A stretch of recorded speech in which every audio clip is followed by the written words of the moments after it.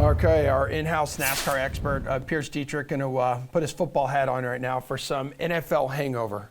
Let's go ahead and overreact. Latest NFL news and notes. Big difference from last year here. Vikings coach Kevin O'Connell spending some time last week applauding second-year quarterback Kellen Mond in OTAs.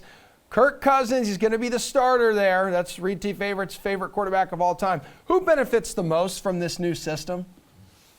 Are we really going to overreact to a coach praising the backup? Absolutely. That's big, I guess dude. we will. Maybe Kirk Cousins' feelings have gotten hurt, but you know what? Facts don't care about your feelings. Kirk Cousins needs to play more or play better. Yeah, he could lose his job, but I think we are overreacting to just a simple compliment. Everything doesn't have to be Machiavellian. It's just a simple praise, right? But instead here, there are no angels. It's only angles, and so we look for something and read between the lines. Yeah, you know what? Maybe Kirk's on his way out. Maybe he's going to Seattle. This guy is a second-round pick, and we've seen plenty of second-round picks play well. Yep. I mean, Kirk himself is a fourth-round pick, so I can understand the Vikings fans wanting to root for the next best thing. Fans always love the next quarterback. The next quarterback's going to be the better quarterback. Maybe they need to take some notes from New England, see how that's worked out for them. Maybe Kirk Cousins is the best thing that they've got going.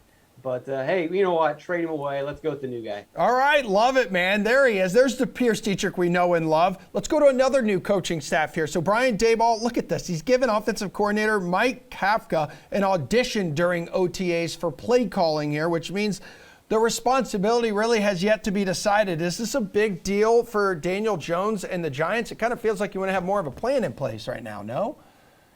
What is this? An audition during OTA? Right? What does that even look like? He either knows how to call plays or he doesn't know how to call plays. Just ask him. Go through his process. What are you going to learn in OTAs? You probably got a better shot of picking Kafka's mind by playing him in Madden than watching him, call plays in OTAs. Daboll's going to be the play caller. Kafka could eventually be a great offensive coordinator. He doesn't have any experience yet. He's never called plays before. It would be a smart move to let him kind of learn on the job. Maybe halfway through the season he's calling plays. Maybe next year he's calling plays. But it's not happening anytime soon. This is just a show. By the way, Kafka was great on NCAA football, if you remember him from Northwestern days. Yeah, I remember those games back in the day. That game's not around anymore, though, I don't think. Hopefully it comes back. Let's go to the Patriots, though. It's a weird situation on their offensive coaching staff as well, because you got like a guy who's more of a defensive dude and then like a special teams guy, and Matt Patricia and Joe Judge. They're reportedly the potential play callers here. How worried should we be about the New England offense? Because the report this weekend, Pearce, was that some players are, quote, alarmed with the difference between the uncertainty here.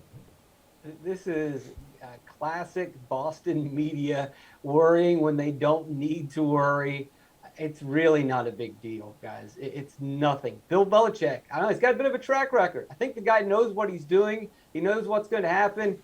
Here's a news flash, and I know New England fans don't want to admit this yet, but you're a running team. You run the ball, and it really doesn't matter who the offensive coordinator is. If you're going to run a counter, a sweep, off tackle, it's not really going to be that dynamic. So Judge can be the offensive coordinator. Any of those guys can call the plays. They're going to be fine.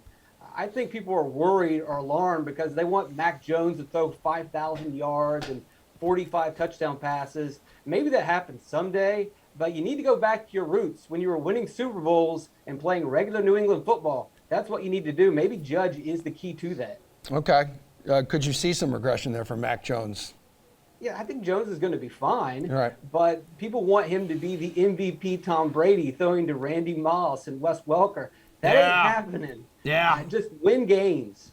Give me those record-breaking 2007 numbers. Which new coaching staff, Pearce, will have the biggest impact on an offense from a fantasy perspective here?